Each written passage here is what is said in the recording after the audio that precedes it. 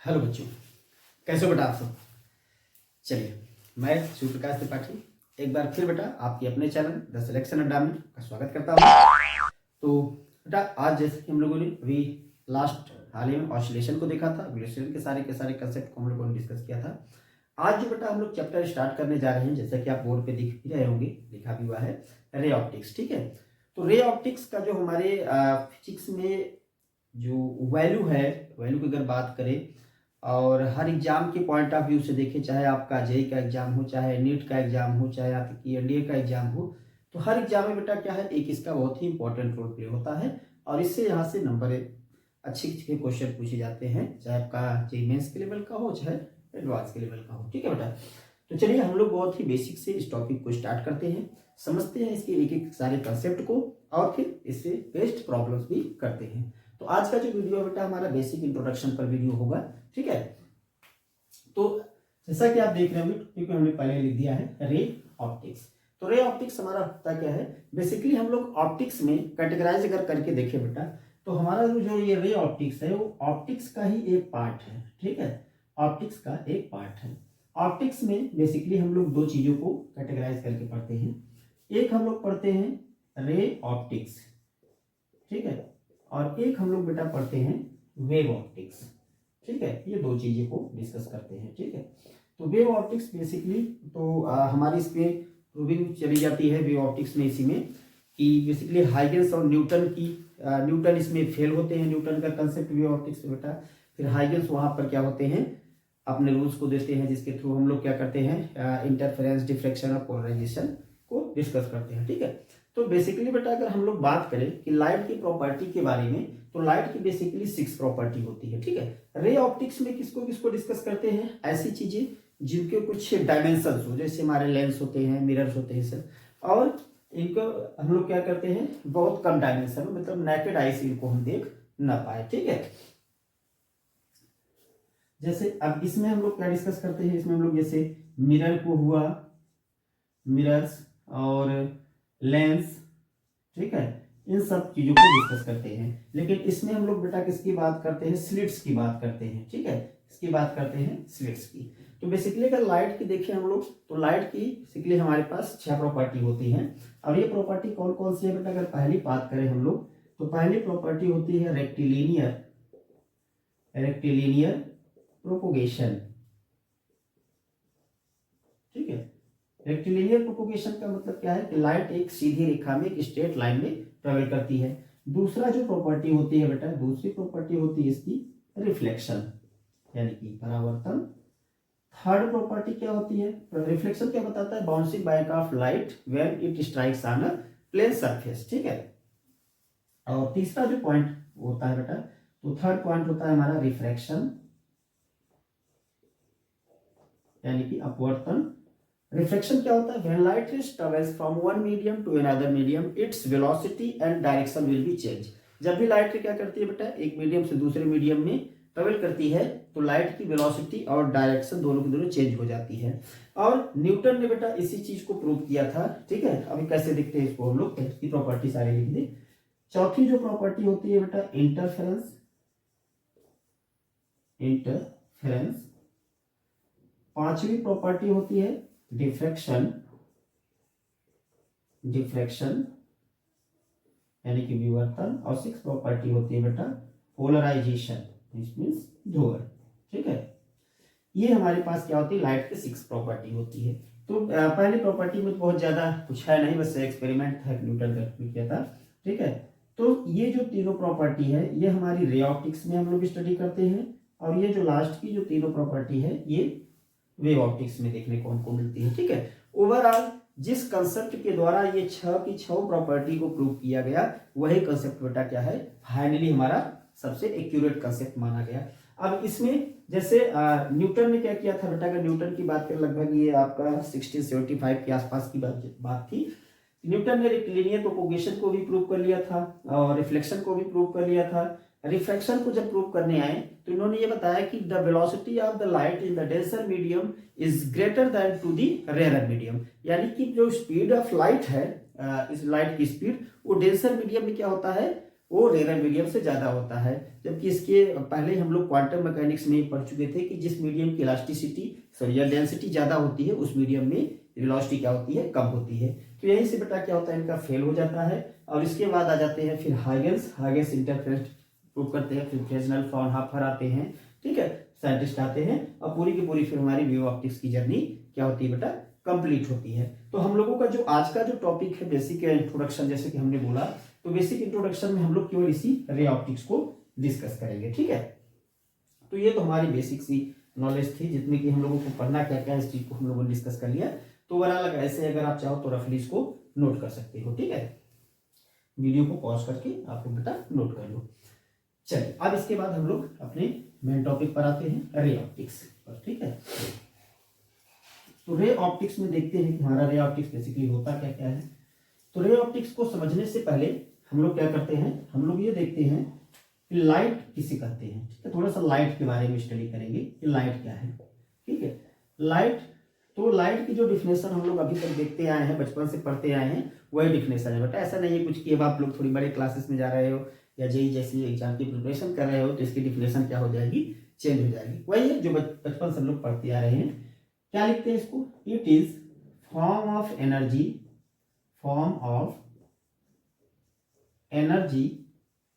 by which we can see the object। यह क्या है, यह एनर्जी का एक फॉर्म है जिसके द्वारा हम लोग क्या करते हैं, किसी भी ऑब्जेक्ट को देखते हैं। लाइट है तभी चीजें आपको दिखेगी, लाइट नहीं है तो कोई भी चीज आपको दिखेगी नहीं। इसके साथ साथ हम लोग बेटा इसकी डेफिनेशन और लिखते हैं यहाँ पे, it is a electromagnetic wave. ये क्या है बेटा, यह एक इलेक्ट्रोमैग्नेटिक वेव भी बोला जाता है। इलेक्ट्रोमैग्नेटिक वेव क्यों बोला गया कि, तो ये सब बेटा पूरी ऑप्टिक्स को मिलाकर निकाला गया। जैसे हम लोग पढ़ते हैं सबसे पहले इलेक्ट्रिसिटी की अगर बात करें थोड़ा सा, तो हम लोग डिस्कस करते हैं चार्ज के बारे में। चार्ज का काम क्या होता है, चार्ज की 3 कंडीशन पढ़ते हैं। अगर चार्ज हमारा बेटा क्या है, चार्ज हमारा रेस्ट में है, यानी कि वो मूव नहीं कर रहा है, मोशन में नहीं है, तो ये क्या प्रोड्यूस करता है, तो ये बेटा प्रोड्यूस करता है, प्रोड्यूसेस इलेक्ट्रिक फील्ड।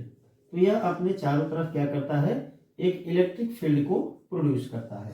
लेकिन अगर बेटा हम लोग बोले कि चार्ज क्या है आपका यूनिफॉर्म मोशन में हो, यूनिफॉर्म मोशन में हो, यानी कि यूनिफॉर्म मोशन का मतलब क्या है कि एक्सेलरेशन आपका 0 हो, तो इस केस में क्या करता है, इट प्रोड्यूसेस, यह आपका क्या प्रोड्यूस करता है, ये देखा गया, ये प्रैक्टिकल चीजें हैं कि सारी, produces electric and magnetic field. तब ये क्या प्रोड्यूस करता है बेटा, इलेक्ट्रिक और मैग्नेटिक फील्ड दोनों प्रोड्यूस करता है। लेकिन अगर यही हम बोल दें कि नॉन यूनिफॉर्म मोशन में है, यानी कि एक्सेलरेटेड है, यानी कि इसका एक्सेलरेशन बेटा क्या है, अब इस चार्ज का 0 नहीं है, ठीक है, 0 के इक्वल नहीं है, तब ये प्रोड्यूस करता है, प्रोड्यूसेस इलेक्ट्रोमैग्नेटिक वेव। याद रखिएगा, ये बेटा आपके एग्जाम में पूछा भी गया है, ठीक है, इलेक्ट्रोमैग्नेटिक वेव। तो इसी तरीके से इलेक्ट्रॉन की तरह हम लोग क्या बोलते हैं कि जब सन से जो लाइट आती है वो इन टर्म्स ऑफ फोटॉन आती है, तो फोटॉन को हम लोग थोड़ा सा क्या करते हैं, रिलेट करके चलते हैं इलेक्ट्रॉन से। तो जैसे बोलते हैं कि फोटॉन सन से हमारा आ रहा है तो क्या कर रहा है बेटा, वह एक एक्सेलरेटेड फॉर्म में आता है। तो जिस तरीके से अगर एक एक्सेलरेटेड इलेक्ट्रॉन है, इसका भी मास बहुत कम होता है, ठीक है, तो वह भी क्या करता है बेटा, वह एक इलेक्ट्रोमैग्नेटिक वेव जनरेट करता है। उसी तरीके से फोटॉन भी क्या होता है, इलेक्ट्रोमैग्नेटिक वेव जनरेट करता है, जिसकी वजह से इसको हम लोग इलेक्ट्रोमैग्नेटिक, लाइट को इलेक्ट्रोमैग्नेटिक वेव भी बोलते हैं, ठीक है। तो इसको आप लोग एज इट इज ऐसे कॉपी में नोट डाउन कर ले। अब इसके बाद हम लोग बेटा देखते हैं कि जो सन से लाइट रेज हमारी आती है, उसमें अभी तक जो जितने लाइट रेज के बारे में हम लोग जानते हैं उनको देखते हैं, और कौन सी हमारे लिए इंपॉर्टेंट है जो कि आगे हम लोगों की इस जर्नी को कंप्लीट करने में हेल्प करेगी, उस रेस को भी देखेंगे, ठीक है। तो वीडियो को पॉज करके आप लोग इसको नोट डाउन कर लेंगे। चलिए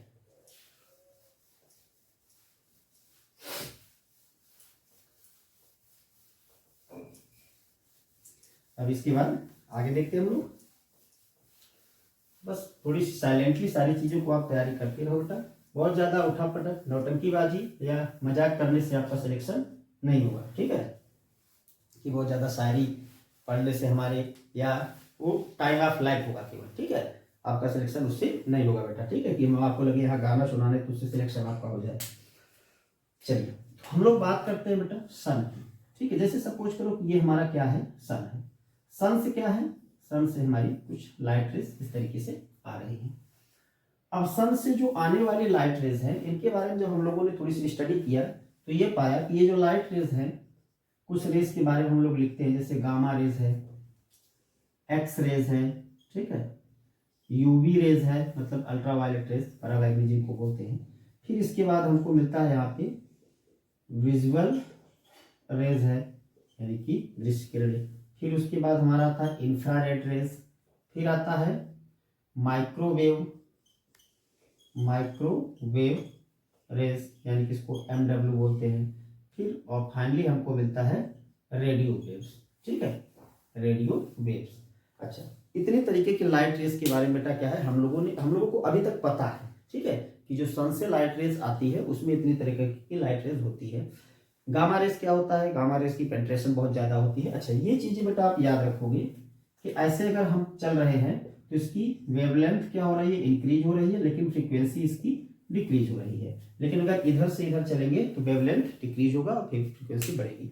तो फ्रीक्वेंसी सबसे ज्यादा बेटा किसकी मिलती है, गामा रेज की मिलती है। तो गामा रेज की जो पेनिट्रेटिंग पावर होती है वो सबसे ज्यादा होती है। ठीक, ये चीज आप लोग याद रखेंगे। अब जैसे जैसे हम आगे बढ़ेंगे वेवलेंथ बढ़ता जाएगा, फ्रीक्वेंसी कम होती जाएगी। ठीक है, एक्स रेज, यूवी रेज, फिर ये विजुअल रेज है। हमारे जो इस पूरे लाइट में जो काम की चीज है अभी तक इस पूरी पैटर्न में अगर हम लोग देखें तो किसको बेटा हम लोगों को स्टडी करना है, हमको स्टडी केवल करना है इस विजुअल रेज के बारे में, यानी कि जो हमारे विजुअल पढ़ते हैं ना, violet, indigo, blue, green, yellow, orange और रेड, उसी के बारे में स्टडी करना है। तो सबसे पहले बेटा पॉइंट यहाँ पे याद रखने वाली बात है कि इसकी वेवलेंथ कितनी होती है। तो इसकी वेवलेंथ बेटा अलग अलग बुक में अगर आप देखोगे अलग अलग लिखा हुआ है। तो हम लोग एक मोटा मोटी आइडिया लेकर चलते हैं। इसी में देखोगे तो 3800 समथिंग कर से लेकर 7800 समथिंग एंगस्ट्रॉम तक लिखा हुआ है। तो हम लोग बेसिकली यहाँ पर लिख लेते हैं 4000 एंगस्ट्रॉम से लेकर 8000 एंगस्ट्रॉम तक होता है, या 400 नैनोमीटर से लेकर 800 नैनोमीटर तक होता है, या इसको 4 × 10⁻⁻7 मीटर से लेकर 8 × 10⁻⁻7 मीटर लिख सकते हैं। ठीक है, यानी कि लाइट रेज जो हमको दिखाई देने वाली है, जो विजुअल रेज है, उनकी वेवलेंथ लगभग कहाँ से कहाँ तक होनी चाहिए। तो हमको केवल वही लाइट रेज दिखती है बेटा, या हम ये बोल सकते हैं कि हमारी आंखों की कैपेसिटी केवल उन्हीं लाइट रेज को देखने की है जिनकी वेवलेंथ बेटा कहाँ से कहाँ तक हो, 4000 एंगस्ट्रॉम से 8000 एंगस्ट्रॉम तक हो। ठीक है, तो इसको आप लोग एज इट इज नोट कर लो। फिर इसके बाद हम लोग अपना रिफ्लेक्शन को देखते हैं। ठीक है, नोट कर ले।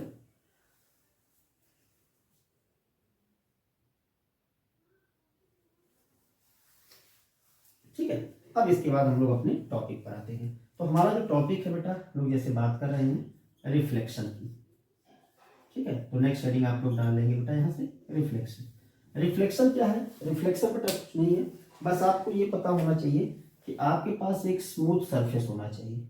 रिफ्लेक्शन बेसिकली दो तरीकों से हम लोग पढ़ते हैं, लेकिन यहाँ पे हम लोग दो नहीं देखेंगे, हम लोग केवल एक ही देखेंगे। ठीक है, जैसे एक हमारा रिफ्लेक्शन होता है रेगुलर रिफ्लेक्शन और एक हमारा होता है इरेगुलर रिफ्लेक्शन। रेगुलर रिफ्लेक्शन में क्या होता है, हम सरफेस जो हमारा स्मूथ होता है, और इरेगुलर रिफ्लेक्शन बेटा हमारा सरफेस रफ होता है। तो हमारे आउट ऑफ सिलेबस है, उसके बारे में हम लोगों को नहीं जानना है, क्योंकि उसमें इरेगुलर रिफ्लेक्शन सरफेस रहेगा, रफ रहेगा, तो इसमें इरेगुलर पैटर्न देखने को मिलेगा। ठीक है, तो ये क्या होता है, ये हम कोई स्मूथ सरफेस ले लेते हैं और इसकी एक तरफ हम लोग क्या करते हैं, मान लो हमने राइट साइड क्या किया बेटा, राइट साइड हमने कर लिया, इसको पॉलिश कर लिया। ठीक है, तो पॉलिश किससे करते हैं बेटा, पॉलिश बेसिकली हमारा होता है सिल्वर ब्रोमाइड या फिर लेड ऑक्साइड। सिल्वर ब्रोमाइड या फिर लेड ऑक्साइड से हम लोग क्या करते हैं, एक पॉलिश कर लेते हैं। तो ये वाला जो लेफ्ट साइड वाला इसका जो सरफेस बचेगा, इसको हम लोग बोलते हैं रिफ्लेक्टिंग सरफेस। क्या बोलते हैं बेटा, इसको हम लोग बोलते हैं रिफ्लेक्टिंग सरफेस। ठीक है, बस इसी सरफेस से हमको क्या करना है, रिफ्लेक्शन को शो करना है। तो देखते हैं बेटा यहाँ से, तो नेक्स्ट पॉइंट, ये तो हम लोग सरफेस को देख लिए, अब रिफ्लेक्शन को हम लोग देखते हैं। ठीक है, तो वीडियो को पॉज करके आप लोग नोट डाउन कर ले पूरा का पूरा।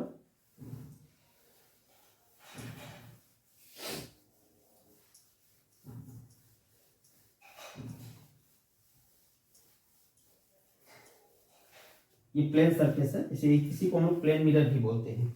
अब रिफ्लेक्शन हम अपने मेन पॉइंट पर आते हैं। तो रिफ्लेक्शन में बेटा अभी हम लोग जो डिस्कस करने जा रहे हैं अभी तुरंत में, तो ये वही चीजें हैं जो आप अभी तक पढ़े हो, ठीक है। इसमें कुछ भी चीज नई हम नहीं डिस्कस करने जा रहे हैं। इसके बाद हो सकता है एक दो पॉइंट आप लोगों को नया मिले जिसके बारे में आपको जानकारी ना हो, ठीक है। चलिए, तो रिफ्लेक्शन का हमारा क्या है। रिफ्लेक्शन में से बेटा हम लोग क्या करते हैं, एक स्मूथ सरफेस लेते हैं इस तरीके से, जिसका एक सरफेस क्या होता है, वही पॉलिश होता है, और दूसरा सरफेस हमारा क्या होता है, रिफ्लेक्टिंग सरफेस बोला जाता है।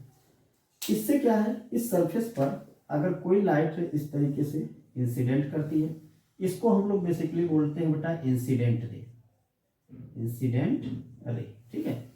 ये क्या होता है, जिस पॉइंट पर सरफेस के इंसिडेंट करती है, इस पॉइंट को हम लोग बोलते हैं इंसिडेंट पॉइंट या आपतन बिंदु, इंसिडेंट पॉइंट।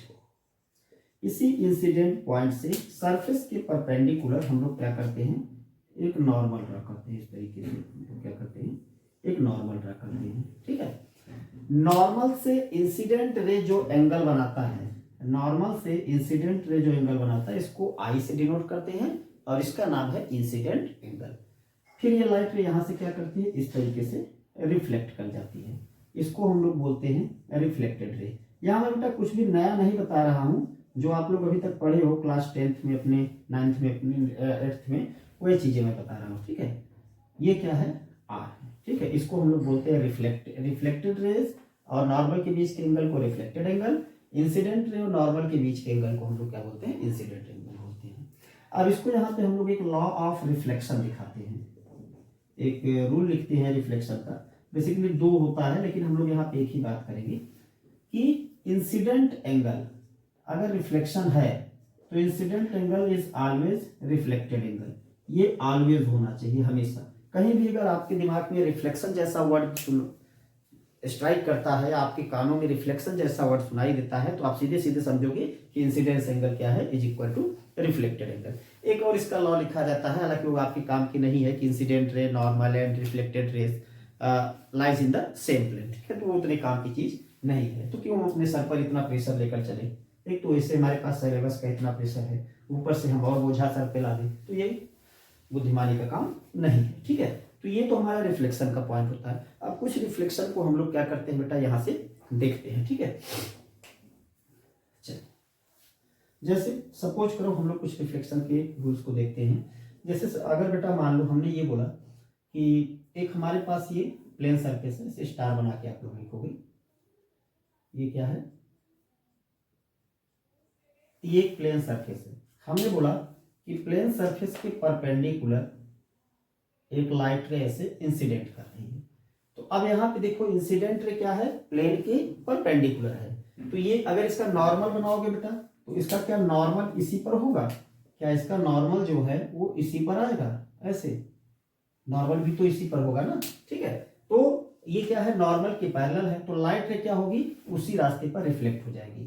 इस केस में इंसिडेंट एंगल और रिफ्लेक्टेड एंगल ये दो के दोनों 0 डिग्री होते हैं, ठीक है। कितने होंगे, 0, क्योंकि नॉर्मल सही होते हैं, नॉर्मल से दोनों नॉर्मल पर ही है, ठीक है। दूसरा जो बेटा केस हम लोग लेकर चलते हैं, दूसरा केस बेसिकली ये है बेटा कि अगर आप सपोज करो कि हमने एक स्फेरिकल रिफ्लेक्टिंग सरफेस ले लिया, ठीक है। अभी हालांकि हम लोग स्फेरिकल मिरर को पढ़ेंगे भी, ठीक। और इसमें हमने बोल दिया कि इसका जो इनसाइड सरफेस है वो पॉलिश है, अंदर वाला जो सरफेस है वो क्या है, वो पॉलिश किया गया है इस तरीके से, और बाहर का सरफेस क्या है, रिफ्लेक्टिंग सरफेस है, ये इसका सेंटर है। हमने बोला बेटा यहाँ से कि एक लाइट रे इस तरीके से इंसिडेंट करती है।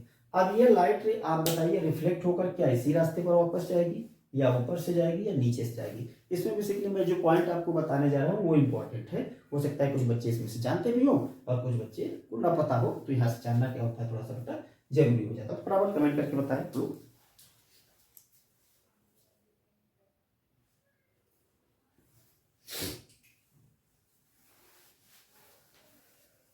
ठीक है, चलिए। तो एक चीज बेटा आप लोग ध्यान रखेंगे हमेशा कि कोई भी अगर सरफेस आपका स्फेरिकल है, आकार है, तो स्फेरिकल सरफेस का जो नॉर्मल होता है उसके सेंटर से पास होता है। ये है सेंटर, तो इसका नॉर्मल बेटा बनाएंगे तो नॉर्मल कुछ ऐसे बनेगा, ठीक है। ये बना इसका नॉर्मल। अब नॉर्मल से इंसिडेंट रे ये हुआ तो ये एंगल आई होगा, तो ये लाइट रे क्या होगी आपकी, ये लाइट रे आपकी इस तरीके से ऐसे चली जाएगी ट्रेवल करके, ठीक है, और ये एंगल जो बनेगा वो आर बनेगा, तो ऊपर से जाएगी, ठीक है। अगर कोई लाइट रे बेटा ऐसे आपके इस पॉइंट पर ऐसे इंसिडेंट करती, तो ये देखो इसका अगर बनाओगे तो नॉर्मल पर ही है, तो ये ऐसे चली जाएगी, ठीक है। तो ये चीज बेटा आप लोग ध्यान रखोगे। तो यहाँ से हम लोगों ने बहुत ही बेसिक छोटे छोटे पॉइंट्स देखे हैं। अब हम लोग इसके बाद नेक्स्ट पॉइंट स्टार्ट करेंगे, क्योंकि हमको जो रिफ्लेक्शन में बेटा पढ़ना है, यहाँ पे रिफ्लेक्शन में दो चीजें पढ़ना है। एक पढ़ना है प्लेन मिरर को, अच्छे क्वेश्चन बेटा यहाँ से भी बनते हैं, और दूसरा पढ़ना है स्फेरिकल मिरर को, ठीक है। तो हम लोग प्लेन मिरर, अब ये तो हम लोगों ने आज के जो वीडियो में देखा, इसलिए इस वीडियो बहुत बड़ा नहीं कर रहे हैं। यहाँ तक हम लोगों ने जो चीजें देखी वो हमारे 10th लेवल की चीजें हैं। एक तरीके से मान लो एक बेसिक जानकारी है जो कि लाइट के बारे में आपको पता होनी चाहिए, ठीक है। तो अगला जो हमारा बेटा, इसलिए वीडियो क्या है थोड़ा सा छोटा है, अगला जो वीडियो होगा बेटा हमारा प्लेन मिरर पर होगा।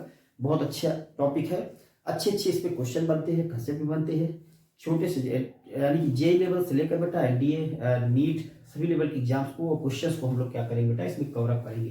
तो सेकंड वीडियो बेटा आप लोग देखना मत भूलिएगा, सेकंड वीडियो में हमारा प्लेन मिरर स्टार्ट करेंगे, ठीक है बेटा।